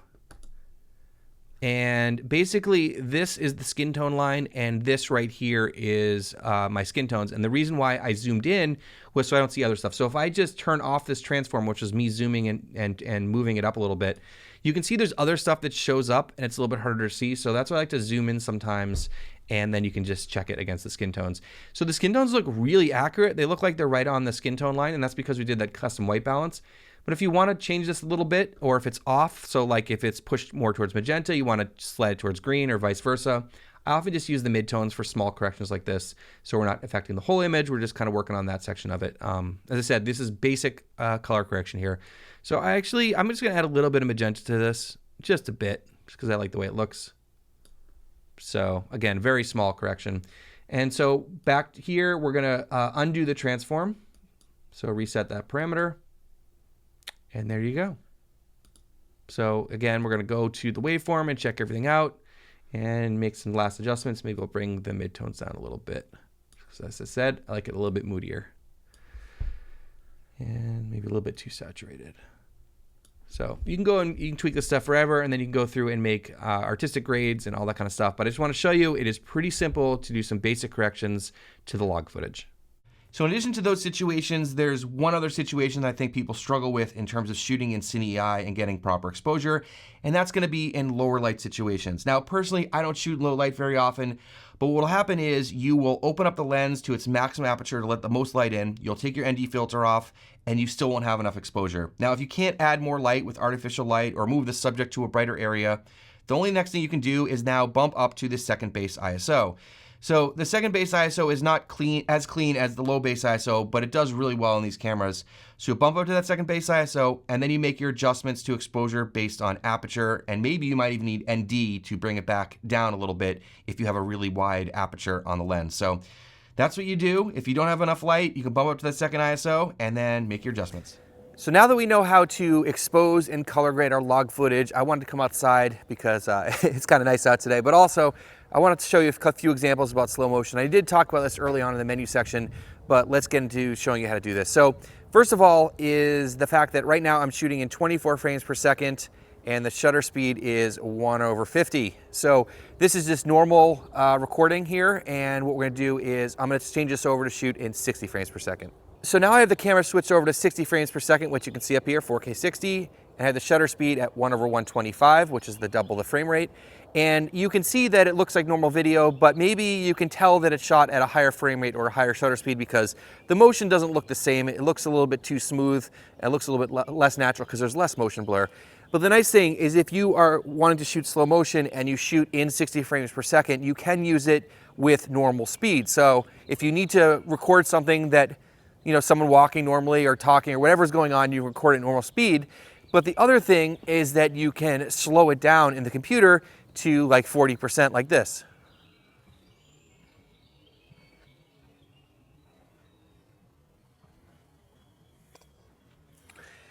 And you get slow motion. So you have the ability to use it at full speed and slow motion, and the fact that I am recording audio during this.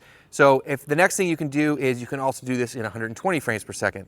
So now I'm in 120 frames per second at a shutter speed of 1/250, and there's even less motion blur.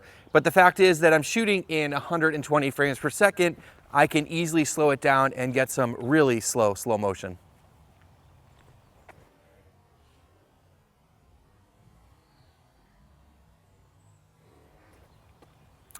Also keep in mind, like I mentioned before, when you're shooting 120 frames per second on the FX3, you do have a 10% crop. So now I have the camera set to S&Q mode, and as I said earlier, there's no audio recorded in S&Q mode, and the reason why you can hear me is because I'm sending audio separately into the monitor which I'm recording the screen on. So this is not actually going through the camera, so it's a little bit confusing, but just for demonstration purposes, I wanted to do this. So you can see here on the screen that the audio is turned off, and that's because we're in S&Q mode. The other thing here is if I press the main menu button, you can see, as we were saying before, that I have the base rate frame rate at 24 frames per second, and I'm shooting in 60 frames a second, so it will slow it down by 25% in camera. And because I'm at 60 frames a second, I set the shutter speed at 1/125. So this is how it's gonna work. So let me hit record, and then I'll show you what this looks like slowed down. Whatever comes out of the camera is already gonna be in slow motion, but it'll look just like we did before in the 60 frames per second slowed down.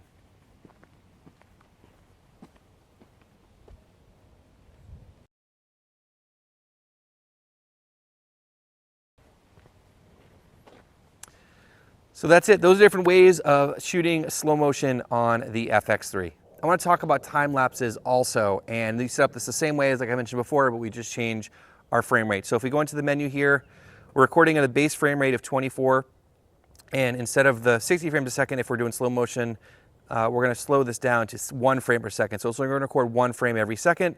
Let's change the shutter to maybe 1/50, and then we're going to back out of this. And I need to dial my exposure down. You can already see that the footage is looking really choppy because it's only recording 1 frame every second. So what it probably looks really weird. But what I'm gonna do here is I'm gonna hit record in the camera, and then I'm just gonna walk away and come back, and it'll automatically speed it up, and I'll show you that footage.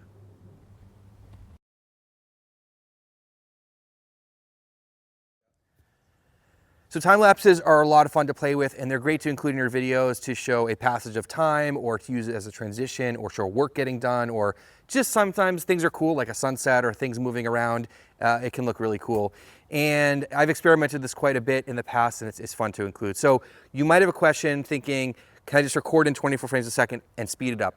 Absolutely. I've done that plenty of times as well. The only downside of that is the files are much larger, and a lot of times, even at 1 frame per second, if I'm shooting in S&Q mode for time lapse, I wind up speeding it up anyways, but you do save on space. So anyways, cool feature to play around with. I think a lot of people don't realize that you can do time lapses in the S&Q mode. Now let's talk about stabilization. And for me, there's kind of 2 ways of using stabilization. One is hand-holding the camera where you're filming yourself, and hand-holding it when you're filming somebody else.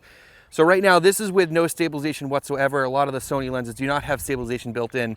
This one does not. I'm on the 16-35 G Master at 16 millimeters.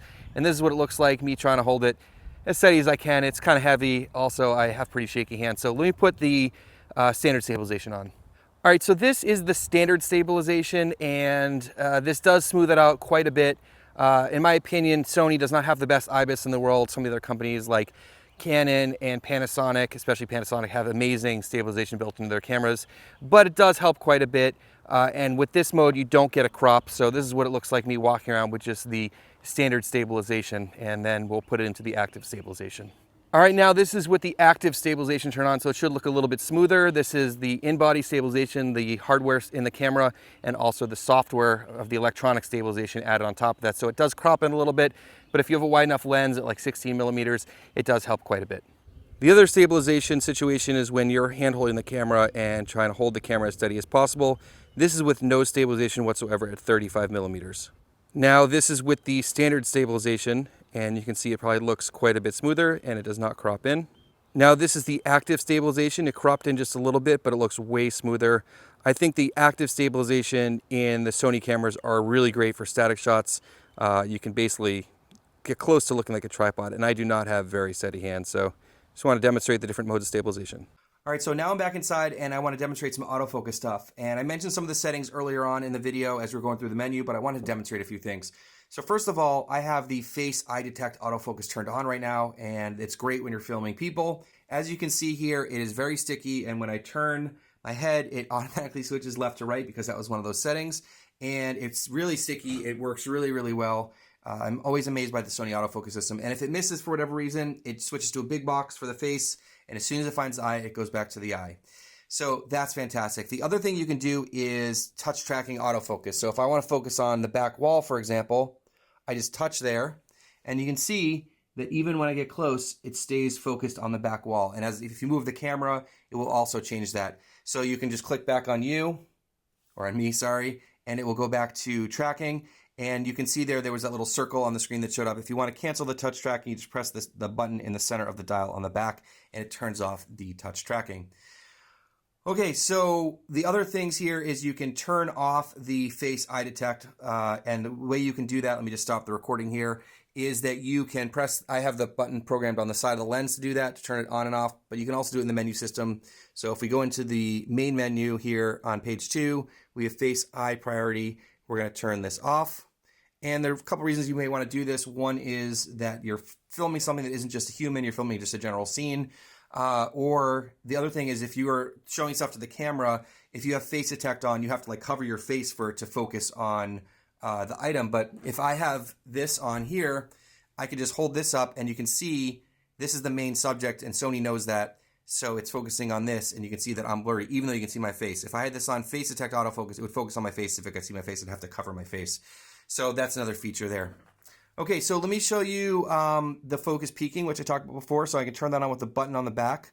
And you can see that I am in red. So that is what is in focus, is what's in red. So you generally don't use this in autofocus, but let me flip this over to manual mode. So the way I'm gonna do that is just use the switch on the side of the lens. So now I'm shooting manual focus. And you can also access the menu like I showed you before too. So if I turn the focus on the lens, it's focusing at close distance here, then to me, and then as I focus towards the background, you'll see it show up on the photo in the background and the lamp, and you can just manually focus just like that. So that is super, super cool. If you're doing manual focus, it is really easy to figure that out. So let me turn the peaking off. Let me put the autofocus back on, and let me show you one other feature here. So if we go back to the menu here and we go to the autofocus section and we go to the first tab over here and autofocus assist. So let's turn this on. Let me show you what's going on with this. This is super cool because what this does is it allows you to use the camera's autofocus system, but you can control it with the manual focus ring. So let me demonstrate this with the peaking turned on so you can see what's going on. So it's focused on me. And then what I'm going to do is I'm going to manually shift the focus using the actual lens here to focus it back towards the picture. And so right now it is, focusing on the picture and the lamp, but it is in autofocus mode. But if I take up the frame here and block that, you can see it shifts focus to me and the autofocus takes over. And even though I'm in front, it focused on me. So I'll demonstrate that again. If I'm in autofocus right now and I want to shift to something else, I just change the focus and it'll lock on over there. I could shift it back to me and then it will be locked on me. But I can also, focus on there and get it to shift back onto me and then it will focus on me. So super cool stuff. There are a couple other settings about autofocus I want to show you, and there's this little box on the screen that's a little bit confusing. So this little box here, it says touch off. So if you touch the screen, it won't focus on anything, it won't track anything. So if I press around the screen, nothing happens. But if I press this will turn on spot focus. So if you click on something, it will just focus on it. It won't track it, but it'll focus on it. And you see a little X next to it. If you hit that, it'll turn that off. Now, if you hit it again, it will cycle through to the next thing, which is touch tracking. So if you touch something, I have nothing on the screen here, but it'll lock onto that and then it'll track that subject until they're gone. If you want to cancel it, you press that X, and then you just press this to cycle through to whatever you're looking for. All right, let's get on talking about audio. And I think when a lot of people get started, they start with an on-camera microphone like this here. They plug it into the 3.5 millimeter jack. I already showed you how to adjust the level with that, and you're off to the races. This is good for a lot of situations like vlogging, very simple audio things. But one thing that is really cool about the FX3 is the fact that it comes with this amazing top handle that has a lot of audio features in the handle and also inside the camera. So if you're curious, this is the Sennheiser MKE 400, which I picked up recently. Pretty cool little microphone. All right, so let's break down the XLR top handle. And the way this works is it's just gonna go into the hot shoe on the top of the camera and has these two bolts that bolt right in. It is pretty secure. So I'll put that on later and get this all hooked up. But first, let me give you a rundown of the top handle itself. All right, starting with the inputs here, we have two XLR inputs, but what's really neat about them is that they're also combo inputs. So they have a 1/4 inch mono jack inside each one, so you can plug in you know, like an instrument or, you know, just a mono signal. If you don't have an XLR, you can plug that in there too. And then there's also a 3.5 millimeter jack here, and this is the input 3. So this is actually a stereo input. And why that's important is that this camera has 4-channel audio, but you only see 3 jacks, and that's because channel 3 is actually a stereo signal. So you can send in a separate left and right channel, which will give you a total of 4 channels in the FX3. Okay, continuing our tour around, we have the back here where we have an input select. This one I think is a little bit confusing, so let me explain how this works. So basically, you have channel 1 and channel 2 is, you know, the 2 channels. If you're running 2 or 4 channels, this is what's going to control channel 1 and channel 2. So right here on the bottom switch, we have input 1. So input 1 in this case will go to channel 1 and channel 2. So if you're using one microphone, you want on both the channel 1 and channel 2, that's what you set it to. If you set it to the middle one, basically channel 1 will go to channel 1 and channel 2 will go to channel 2. So you have actual 2 separate channels of audio. And then lastly, you have the input select for input 3. This will take input 3 and set it to channel 1 and channel 2. So if you were just using the 3.5 millimeter jack and you wanted to go to channel 1 and channel 2, you could set it up this way. So we're going to put it to the bottom for now, but I'll show you how to use this. So now onto the side here with the main business. And there's a lot of stuff to cover here, so let me go over this. So it's broken up into a few different sections. So first of all, over here is the input 1, and you have a couple things. It's the identical, basically, situation over here. So we have the attenuation, which goes from 0, 10, and 20. So attenuation is cutting back on the audio. So if you want to knock down the audio signal, like if it's too loud, you can attenuate it or increase the attenuation. So we're going to leave it at 0 because we don't want to cut that down. This selection is line, mic, or mic plus 48 volts, which is phantom power. So most of the time, if you're using an XLR microphone, you're probably going to want to use phantom power, and that's one of the benefits of using this, is you can power the microphones from the XLR unit and from the camera. Down here you have the gain control for channel 1. So you can just turn this, pretty simple. And then you have a setting here for auto and manual. I will pretty much always leave it in manual and then adjust the volume here. You have the same controls for input 2 here in terms of attenuation, line mic, and mic plus phantom power.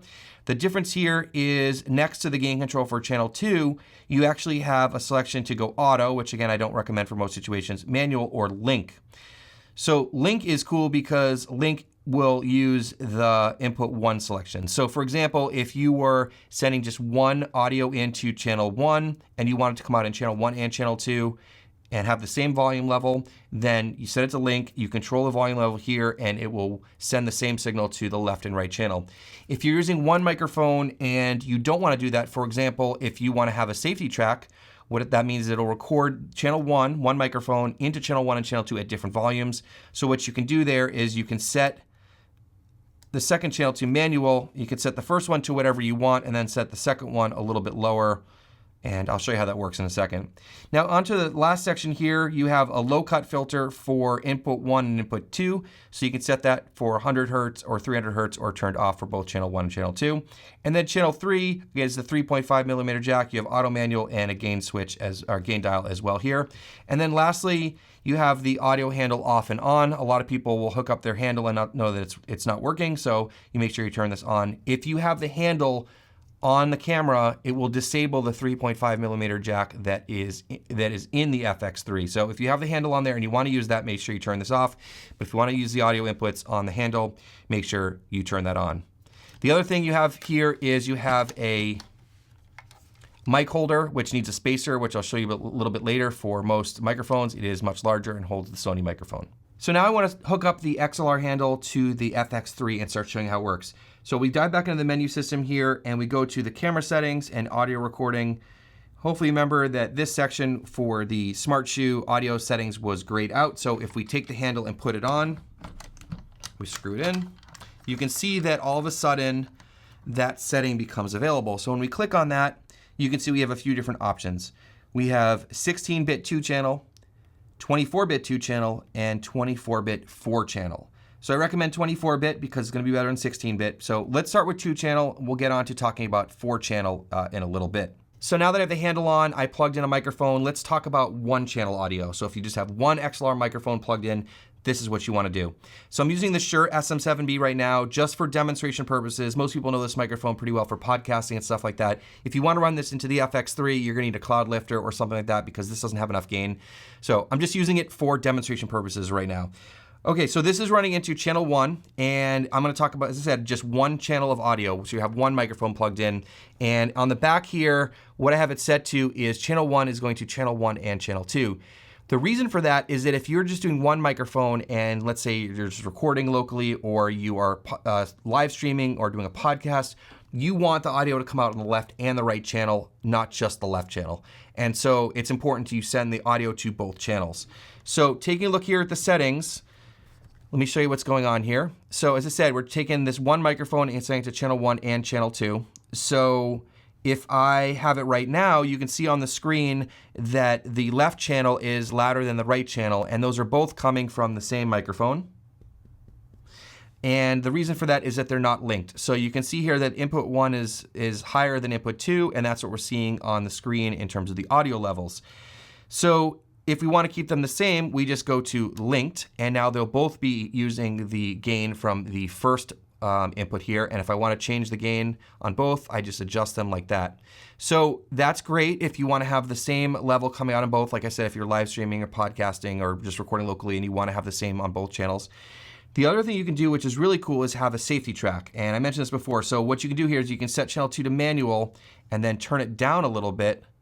And then you will have one track that is higher and one track that is lower. And this is really cool because if someone gets really excited while he's being interviewed, or maybe there's a loud noise or something like that, if channel 1 clips and peaks, then you still have a safety track of channel 2 that's lower. So you have two different options and two different gain stages. So that's really cool, and that's another option you can have for using one microphone coming in onto two different channels. So now let's talk about two-channel audio. So for this demonstration, I have the Shure SM7B plugged into channel 1, and I have the Sennheiser AVX wireless kit plugged into channel 2. I love this. This is my favorite wireless kit. It's a very professional setup, and it's great because it has it can plug into XLR like you can see here, and there's no wires. It's totally out of the way, pretty low profile. Also, it comes with a 3.5 to XLR adapter, so you can plug this basically into any camera. So I actually absolutely love it. Very professional, as I said. Now, for this demo, I could have just used another wireless mic here. I'm just using it as an XLR input, but either way, I'm just going to demonstrate that. Okay, so now that I have this plugged in, let's talk about how to get this rolling. Now, on the back, we have to change the input settings. So before we had channel 1 going to, or input 1 going to channel 1 and channel 2. So I'm going to change this to the middle here so that input 1 goes to channel 1 and input 2 goes to channel 2. Okay, now over here on the side, where all the controls are, this is going to be pretty simple. You want to make sure that they're not linked because then the control for one will control both of them, and you want to have separate controls. So as of right now, you can separately control channel 1 and channel 2, as you should, because we have two different microphone sources, so you can control those independently. So basically, that's how you're going to do two-channel audio. Lastly, let's talk about 3 and 4-channel audio. So to start, we have to go in the menu system and enable that. So we're going to go and select the 4-channel setting. And so now when we back out, we'll see we have 4 spots for audio monitoring in the top left corner of the screen, which is great. So the way that this works, like I mentioned before, for you to get the 3rd and 4th channel is to use the 3.5mm jack that's next to the XLR inputs. So you can use any 3.5mm input like another microphone, and that'll give you a 3rd channel. But if you want to have up to 4 channels, you need to have something that has separate inputs on the left and the right. I think a really common use of the 3.5mm jack in this situation is going to be a wireless kit.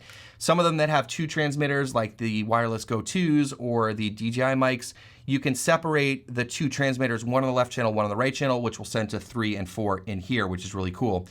So this is the original wireless Go, which is only a 1 transmitter unit. So this is just going to go on to channels 3 and 4 as one input. So to adjust the level of the 3rd one, we have this dial here. So as I turn this up, you will see the audio levels 3 and 4 go up, and they're tied together because the wireless Go is 1 transmitter and is sending the same signal to the left and right channel. So this is super cool. This gives you up to 4 channels of audio. It's really powerful. It is a lot to monitor if you're shooting by yourself. And also keep in mind that if you do need that 3rd and 4th channel, use the one on the XLR handle, not the one in the body. All right, so now that you understand how it works, I just want to show you one setup that I like a lot, and that's sort of a run and gun, sort of documentary style setup where maybe you're interviewing someone and you're moving around quite a bit. I'll use a shotgun microphone on the top here, and I'll use the AVX kit on the side so I could lav the subject, and then this could pick up ambient sounds or be a backup audio or something like that. Or if I was doing an interview, a sit-down interview, I might lav the subject and then plug in a boomed microphone into channel 1, so I have the combination of having 2 different audio tracks in case one sounds better than the other or we have an issue or something like that. A couple things to point out about this setup here is that I said before, there's an issue that the microphone holder is too big for most microphones. So the way around that is to get this guy here is a microphone spacer. They're pretty inexpensive. It's like 10 bucks. I have 2 of them on here, and they're just a rubber thing, and they go in here, and then you clip this down, and it still gives you a little bit of dampening, but it holds it really secure in place. And the other thing that I really like is this audio cable here. This is not a very expensive audio cable, but I really like it because it is really tidy and keeps out of the way. And so it just makes this a very compact setup here where I can run around and get a bunch of shots really quickly, and I have a very powerful audio setup. So huge fan of the XLR top handle. It's really nice, and the fact that you get a top handle here. And the other thing to mention about the top handle is I do like those extensions that are sold by like Small Rig and Condor Blue. They make those extensions. They make it a lot easier to hold it and make it a little bit sturdier. I don't have one on here right now, but I do recommend them. And the other thing I want to say is try not to overload the weight on the top handle. This is still, there's a lot of plastic in here. It is pretty secure, but I try to keep the weight off of this as much as possible. So if you're mounting other things like monitors and stuff like that, I'll put a cage on it and mount the stuff to the cage. I try to keep the weight off of the top handle. But really cool device and gives you a lot of flexibility, and don't ignore having good audio in your video. Lastly, I want to leave you with a few recommendations. First of all is about memory cards. So the FX3 has a dual card slot system. So in each of these, there are dual slots. You can use either CF Express Type A or SD cards. And so there's only a few modes that you can't use the SD cards for, that you need the CF Express Type A cards. And I'll talk about that in a second. So let me show you the 2 cards that I use on a regular basis. All right, so let me talk about these 2 cards a little bit and why you might want to get each one. So first of all is the Sony CF Express Type A card, and this one is an awesome card, but it is very pricey for the amount of storage that you get. But you can record in every frame rate in the camera, and there's a few that you need this card for. And the other thing I like about it is they're very durable. They're a little bit tougher, and also the speeds in which you can pull data off of them onto your computer are way faster. So that's really cool, but I wouldn't necessarily say that it's worth the extra money. But anyways, the CF Express A cards are pricey. ProGrade does make these too, but they aren't that much cheaper. I'd probably just get the Sony ones at that point. Now, for SD cards, these are my favorite cards by far, and I like to recommend them because they're super reliable and super fast. So these are the ProGrade V90 256 gig cards. I find the 256 is a good amount of memory in one card. I don't really want to go much higher than that. And these are the V90s, so this is basically the fastest SD card you can get. And the nice thing about investing in fast SD cards is you can put them in any camera and use them. You're not like, oh, I have this old card, I can't use it in this camera in this frame rate. So I just buy V90s and we are good to go. So there's a couple reasons why you might want to go with the CF Express Type A. As I said, it is faster to unload footage, but there's a few frame rates and codecs that work only on the CF Express Type A and not on the SD cards. And those are, if you're shooting in S&Q in 60 or 120 frames per second in the XAVC SI 4K, then you need the CF Express Type A card. Or if you're shooting in S&Q 240 frames per second in XAVC SI in 1080p, you need the CF Express Type A card. But you can still shoot 120 frames per second in 4K in some of the other modes. So keep that in mind. You can do pretty much everything you need to do with the SD cards. I'd probably recommend going with those over the CF Express Type A cards unless you definitely need those higher modes and you want those really quick unload speeds onto your computer. Lastly, I want to talk about lenses for a moment. Now, it is almost impossible to give lens recommendations that'll work for everybody. And like I said at the beginning of the video, I'm just going to show you what works for me, and hopefully that's helpful for you to see that. So over the past few years, I've leaned on 2 lenses for most of my work for YouTube and client work, and this is pretty much the same on Canon and Sony. And for Sony, it is the 16-35 2.8 G Master and the 24-70 2.8 G Master. This is the Mark II. So I used to have the Mark I. So between those 2 lenses, they work really well for me. The 2.8 is fast enough for lower light situations or situations where I want a shallow depth of field. I don't just generally need more than that, and I do like zoom lenses for the flexibility and speed. Now, for most of the time, if I'm filming myself, 16 to 35. If I'm filming with other people, 24 to 70. And that's pretty much how I've been rolling for the last several years. This combination works super well for me. I realize these are expensive lenses. If you're on a little bit more of a budget, the 24 to 70 2.8G Master Mark I is now insanely cheaper than it was originally. You can get a used copy for a lot less. There's also some great options from Sigma, like you could get the Sigma 16 to 28 and 28 to 70. The contemporary lenses are smaller, lighter, and cheaper. So there's a lot of options out there, but I just want to share with you what I've been using. All right, if you got value out of this video, and I hope you did, and if you got this far, hopefully you'd hit subscribe down below. It would be greatly appreciated. That's all I ask. Thank you so much for watching, and we'll see you in the next one.